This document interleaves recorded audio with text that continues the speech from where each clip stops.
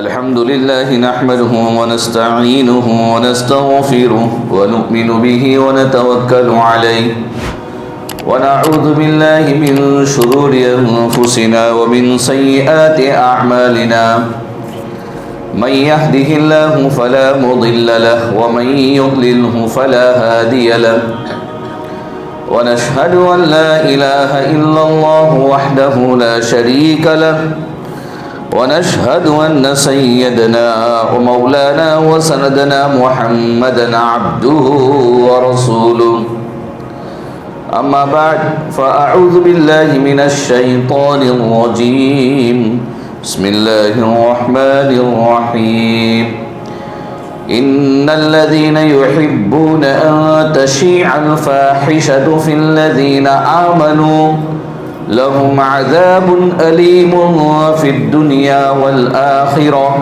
والله يعلم وأنتم لا تعلمون ولولا فضل الله عليكم ورحمته وأن الله رؤوف رحيم صدق الله العظيم وصدق رسوله النبي الكريم ونحن على ذلك لمن الشاهدين والشاكرين والحمد لله رب العالمين।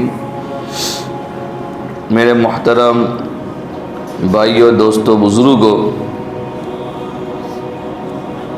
आज का माहौल और आज का ज़माना आज से 10 साल पहले का या 15 साल पहले का ज़माना के दरमियान बहुत बड़ा गैप आ चुका है। 2000 से पहले के लोग और 2000 के बाद पैदा होने वाले लोग यानी वो बच्चों के दरमियान एक जनरेशन गैप पैदा हो चुका है। ये गैप के साथ साथ एक जहनी गैप भी पैदा हो चुका है। जो आज से 15 साल या 20 साल पहले जो नौजवानों की सोच थी, वो सोच और अभी के नौजवान लड़के और लड़कियों की सोच के दरमियान ज़मीन और आसमान का फ़र्क है। जहाँ एक गैप वाक़ हुआ है, वहाँ हमारे मुसलमानों की जो मेहनतें हैं, हमारे उलमा की जो मेहनतें हैं, हमारे कौम के बड़े लीडरों की जो मेहनतें हैं और हमारे जो बड़े तंजीमों की जो मेहनतें हैं, वो भी बिल्कुल ख़त्म के करीब हो चुकी है। और गोया के मुसलमान नौजवान लड़के और लड़कियाँ और हमारे मुसलमान घरों का माहौल, आप कहीं पर भी इस वक्त चले जाओ, बल्कि जिस कंट्रियों को हम एग्ज़ाम्पल के तौर पर बेहयाई के तौर पर पेश करते थे, उन कंट्रियों का और उनके वहाँ का माहौल हमसे लाख गुना ज़्यादा अच्छा बन चुका है। और जिन कंट्रियों के अंदर दीन की इतनी सारी मेहनतें हुई और दीन के फव्वारे फूटे और दीन के ऊपर जुमा से लेकर महल्लों से लेकर घरों से लेकर इनफिरादी इज्तिमाई मुलाकात से लेकर मशवरों से लेकर इज्तिमात से लेकर जहाँ इतनी सारी मेहनतें हुई, वहाँ मुसलमानों के दीन का हाल ये है कि अल अमान वल हफीज़। तो ये सारा का सारा बिगाड़ कहाँ से पैदा होता है? ये हमारे घरों का, हमारी सोसाइटी का ये माहौल जो ख़राब हो रहा है, कहाँ से हो रहा है? मोहल्ले में एक लड़का बिगड़ता है या एक लड़की बिगड़ती है तो तमाम के तमाम ये सोचते हैं कि वो घर का लड़का वो लड़की बिगड़े हुए हैं और उनका जो है पूरा का पूरा कसूर माँ बाप के ऊपर जाता है। माँ बाप सही नहीं है। अब माँ बाप के ऊपर क्या बीत रही है वो माँ बाप जानते हैं। हो सकता है माँ बाप सही हो सकता है सही ना हो। खैर, किसी एक गांव का लड़का हो या किसी शहर का बच्चा हो या किसी मुल्क का बच्चा हो, जहाँ से वो जो बिगाड़ पैदा होगा और उसका बिगाड़ जितना आलमी होगा, जितना उसका बिगाड़ उसकी वजह से नुकसान लोगों को पहुँचता रहेगा, लोग यूं ही कहेंगे आखिर कि भाई काश के उसके माँ बाप ने उसको पैदा न किया होता या वो लड़की पैदा न हुई होती। खुलासा कलाम ये है कि आदमी का जड़ और उसकी जो चीज़ है वो मेन चीज़ सही हो और सब कुछ सही होता है। उसका एग्जाम्पल ये है कि अगर आपको किसी जगह पे खेत में कोई पौधा लगाना है या कोई बीज लगाना है, तो बीज को लगाने से पहले आपको मौसम को देखना पड़ेगा। मौसम अगर खुशगवार है और उस मौसम के अंदर ही वो पौधा वो बीज उगता है तभी आपको लगाना पड़ेगा।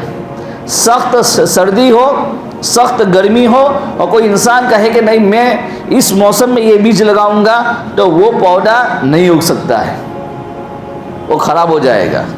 इसी तरीके से ये हमारी जो जनरेशन है, आज मुसलमानों के हमारे जो बच्चे हैं, जिनकी उम्र जो पैदा होके अभी पैदा हो रहे हैं या जिनकी उम्र अभी 10 साल से ऊपर की है, अगर इनको हम खुशगवार माहौल नहीं देंगे, उनको खुशगवार माहौल 3 किस्म का, एक किस्म जो है घर का सबसे पहला माहौल, दूसरा जहां वो तालीम दीन या दुनिया की हासिल कर रहे वो माहौल, और तीसरा मस्जिद का माहौल। 3 माहौल है, चौथा दोस्तों का माहौल गिन लो। 4 माहौल हम उनको जब तक सही नहीं देंगे, तब तक जिस तरह खेत के अंदर वो बीज नहीं उगता है, तब तक ये नस्ल की परवरिश नहीं होगी, सही तरबियत नहीं होगी। इसके ऊपर मैंने 3 बातें पहले आपको बतला दी कि शादी से पहले एक नेक माँ का इंतखाब, नेक बीवी का इंतखाब, कि बीवी नेक हो। अगर इंतखाब सही है, औलाद की तरबियत भी सही होगी। शादी के बाद बीवी नेक होगी तो बीवी को टफ टाइम ना दिया जाए, बल्कि उसका सपोर्ट किया जाए, तो वो बेहतरीन औलाद की तरबियत करने वाली बनेगी। नंबर 2, घर का माहौल बेहयाई से पाक किया जाए। बेहयाई के असबाब, टेलीविज़न हो, टीवी हो, इंटरनेट हो, उससे घर को पाक साफ रखा जाए, तो आपकी औलाद आपकी कंट्रोल में रहेगी। अगर घर का माहौल ख़राब है तो ये औलाद हमारे कंट्रोल में नहीं रहेगी।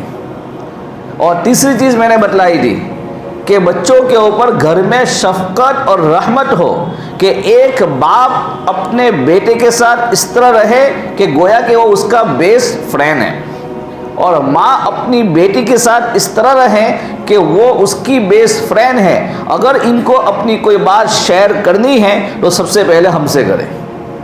ये 3 चीज़ें हमारे मुस्लिम सोसाइटी में होगी, मुस्लिम घरों में होगी, तो इंशाअल्लाहुल अज़ीज़ फिर से दोबारा हमारे घरों से बेहतरीन माएँ और बच्चे पैदा होंगे।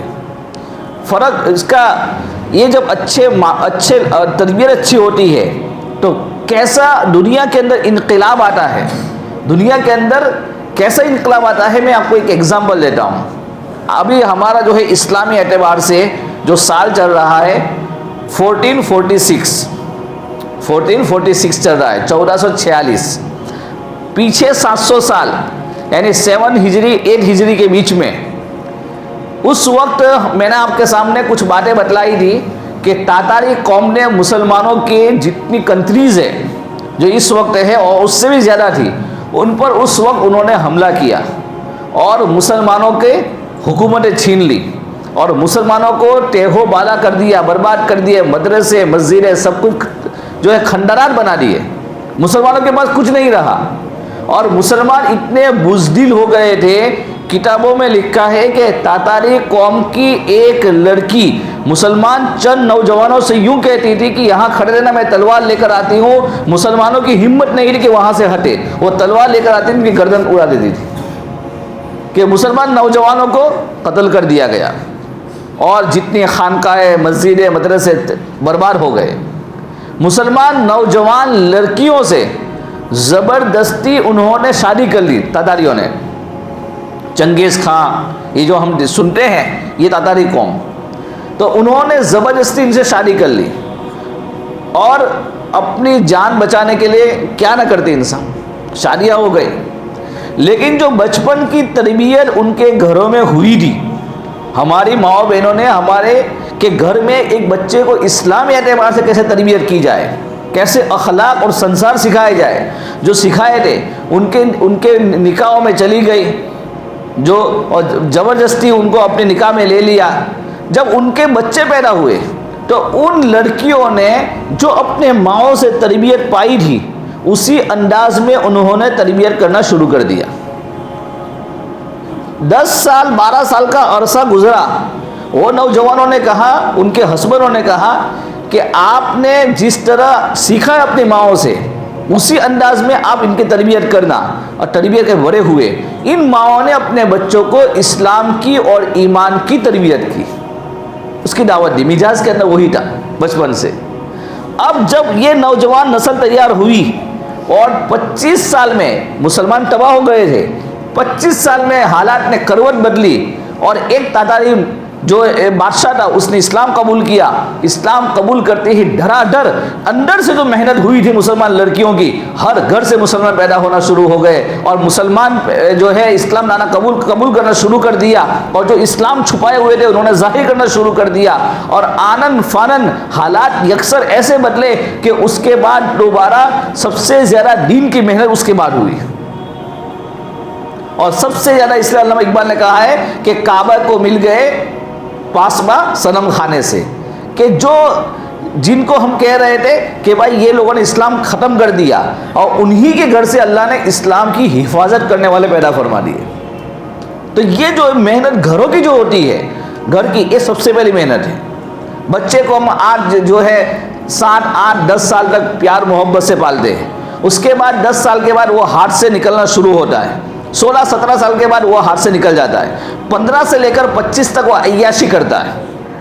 मुसलमान लड़की हो या लड़का हो, पहले 10 साल तक उसकी परवरिश होती है, खाना खिला के, अच्छा पहना के।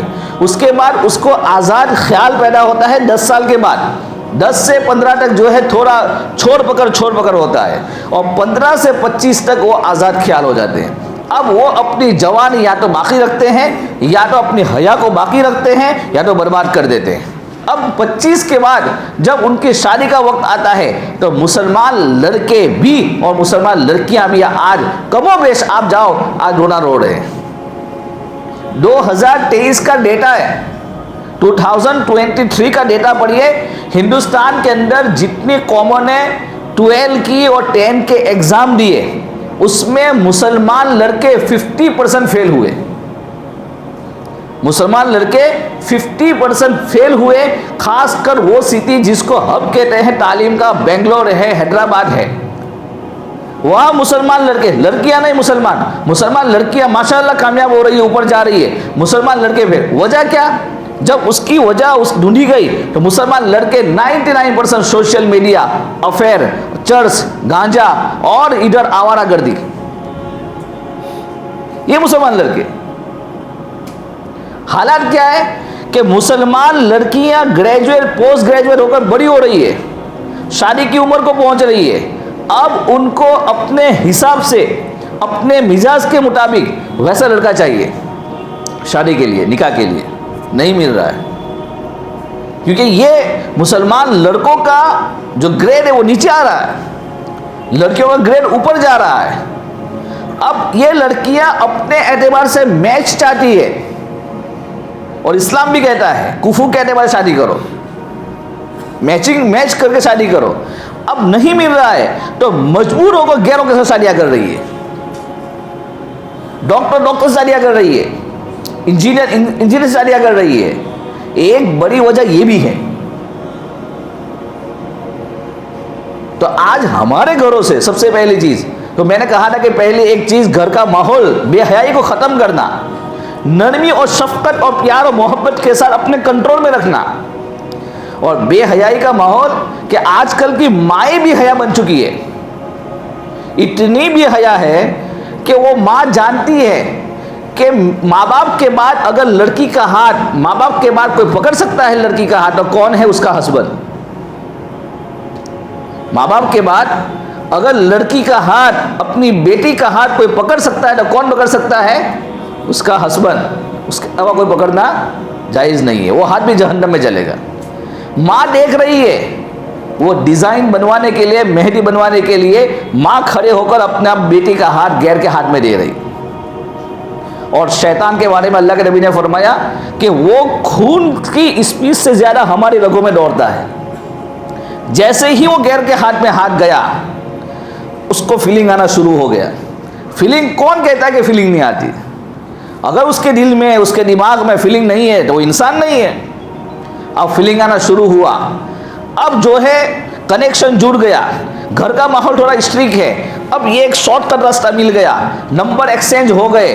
अब ये फकीर आदमी ऑस्ट्रेलिया के अंदर उसके फार्म हाउस रहेंगे और उसकी 3-4 ट्रैवल्स एजेंसियां रहेगी, और इन लड़की को झूठे झूठे बहाने बनाकर ये मुस्लिम लड़की को पूरा अपने कब्जे में कर लेगा। अब उसका इस्तेमाल शुरू होगा। इस्तेमाल के बाद जब वो इस्तेमाल हो जाएगी, जब उसकी जवानी बर्बाद हो जाएगी और गुनाहों का बोझ सर पे चढ़ जाएगा और उसको नहुसत उसके दिल दिमाग में घुस जाएगी, तब उसको एहसास होगा कि मैंने बहुत गलत किया। जब उसको इज्जत बचानी थी तब उसने इज्जत बेच दी। तो सबसे पहले जो बेहयाई है जो औलाद में मुसलमान नस्लों में जो आ रही है वो माँ बाप की तरफ से आ रही है। सोशल मीडिया बाद में, उसको हम बाद में गिनेंगे, टेलीविज़न को बाद में गिनेंगे। अगर माँ बाप घर में सही है तो औलाद के अंदर बेहयाई नहीं आती, औलाद के अंदर बेहयाई नहीं आती। बड़े बड़े लोग हैं इस वक्त जो बड़े बड़े मिलियनर बिलियनर हैं, लेकिन अल्हम्दुलिल्लाह इन्होंने इन बात को समझा कि कहाँ गलती नहीं करना चाहिए और कहाँ औलाद के साथ कैसा बर्ताव करना चाहिए। आज आपको उन बच्चों, ऐसे बच्चे मौजूद हैं, बड़े बड़े डॉक्टर्स हैं और दुनिया के टॉप 10 डॉक्टर में शुमार होता है, मुसलमान है, लेकिन आज भी वो साहिब औलाद है, बच्चे वाले हैं, लेकिन उनका कंट्रोल उनके बाप के हाथ में। वो बाप को फ़ोन किए बगैर कोई काम नहीं करते, उसके मशवरे के बगैर कोई बिजनेस नहीं करते, इन्वेस्ट नहीं करते हैं, और यहाँ तक कि अपने बच्चों की तरबियत के लिए अपने बाप को पहले फ़ोन करते हैं। तो मेरे दोस्तों बुजुर्गों, मैंने 3 चीज़ें पहले बताई थी। नंबर 1, घर का माहौल दुरुस्त करना। घर के माहौल के लिए एक तो अपनी बीवी को अगर नेक है तो फ्रीडम देना, नेक नहीं तो उसको पहले नेक बनाने की कोशिश करना। नेक बनाने के बहुत सारे रास्ते हैं इस ज़माने में, वो बना सकते हैं। अगर उस नेक फैमिलियों के साथ कांटेक्ट करना, नेक माहौल और नेक मजलिसों के अंदर शिरकत करना, और नंबर 2, घर के अंदर जितनी बेहयाई की उसको ख़त्म करना, और नंबर 3, अपने औलाद के साथ शफ़क़त और मोहब्बत का बर्ताव करना, और दुआ का एहतमाम करना। औलाद के लिए दुआ लिखा है कि दुआ जो है वो जन्नत की हवा होती है, और ख़ास कर माँ की दुआ ये जन्नत की हवा है। उस पर जो है उलमा ने एक वाक़या लिखा है, हसन बसरी रहमतुल्लाह अलैह, कि जिन्होंने सहाबिया औरत का दूध पिया था। सहाबी तो नहीं है हसन बसरी, ताबी है, लेकिन उन्होंने सहाबिया औरत का दूध पिया था बचपन में, तो उनके अंदर वो सिफात थी कि उनकी मजलिस मस्जिद में होती थी, अगर वहाँ से अगर गुजर जाता था, उनकी अगर कुछ बातें कान में पड़ जाती थी, वो आदमी धाड़े मार कर होता था। इतनी तासीर अल्लाह ने रखी थी और इतने नेक थे। हसन बसरी जैसा इंसान कि कोई उसके बारे में कहे कि हसन बसरी, तो एक फ़ख्र महसूस करता था। बगदाद के अंदर रहा करते थे, और एक औरत थी मालदार किस्म की, उनके हस्बैंड का इंतकाल हो गया, एक ही बेटा छोड़ा बाप ने, तो खासी माल दौलत छोड़ी थी। बेटे ने आवारगी के अंदर, जवानी के अंदर तमाम चीज़ों को बर्बाद कर दिया। माँ समझाती रही, घर के अंदर आता, माँ उसको नसीहत कर दी, घर के बाहर कंट्रोल नहीं था। हुआ क्या कि जवानी के अंदर ही उसको मौत नजर आने लगी, बीमारी के अय्याम शुरू हो गए और कमज़ोर होना शुरू हुआ। अब माँ उसको समझाती, बेटा अभी भी वक्त है, तौबा कर ले, अभी भी वक्त है, तौबा कर ले। कई मरतबा उस वक्त का जो कुतुब अब्दाल जिसको हसन बसरी कहते हैं, उन्होंने समझाया, नहीं समझी। आखिर में क्या हुआ, जब बच्चे को एहसास हुआ बीमारी में कि अब मेरी मौत करीब है और जवानी के आलम में मैं चला जाऊंगा, चुनांचे उसने कहा कि मुझे हसन बसरी के पास ले जाओ, मैं तौबा करना चाहता हूँ। माँ दोपहर का वक्त होता है, जोहर का वक्त होता है, हसन बसरी के घर पर पहुँचती है और दस्तक देती है, दरवाज़ा खुलता है। हसन बसरी रहमतुल्लाह फरमाते हैं, बताइए क्या खिदमत है। तो माँ कहती है कि मेरा बेटा जो आज तक तौबा नहीं किया, आज तौबा करना चाहता है। हसन बसरी फरमाते हैं कि उसने हर वक्त ज़ाय किया, आज भी वक्त ज़ाय करेगा। अभी मेरा दर्स कुरान का वक्त है, मेरा थोड़ा सा आराम का वक्त है। चुनांचे दरवाज़ा बंद हो जाता है। माँ आती है, बेटे को कहती है कि वक्त का अल्लाह का वली भी तुझसे नाराज़ है कि तूने उनको भी नाराज़ किया हुआ है। अब वो बेटा भी शर्मिंदा हो जाता है कि हमारे शहर का इतना बड़ा आलिम वो मेरे साथ मुलाकात करना नहीं चाहता। शहर का नहीं बल्कि दुनिया का आलिम सबसे बड़ा। तो फरमाया कि उसी हालत में उसको अब मौत बिल्कुल करीब नज़र आने लगी। माँ को 2 जुमले कहता है कि माँ, मुझे मुसलमानों के कब्रिस्तान में दफन मत करना, मुझे मुसलमानों के कब्रिस्तान में दफन मत करना। मैं इतना अय्यास और इतना फहाश आदमी हूँ कि कहीं मेरे अजाब की वजह से दूसरों को तकलीफ ना हो, मुझे अपने घर में दफन कर देना। और दूसरा, जब मैं मर जाऊं तो अपना 2 पट्टा मेरे गले में लपेट कर मुझे घसीटना कि कुत्ता भी जब मर जाता है तो उसको घसीटा जाता है।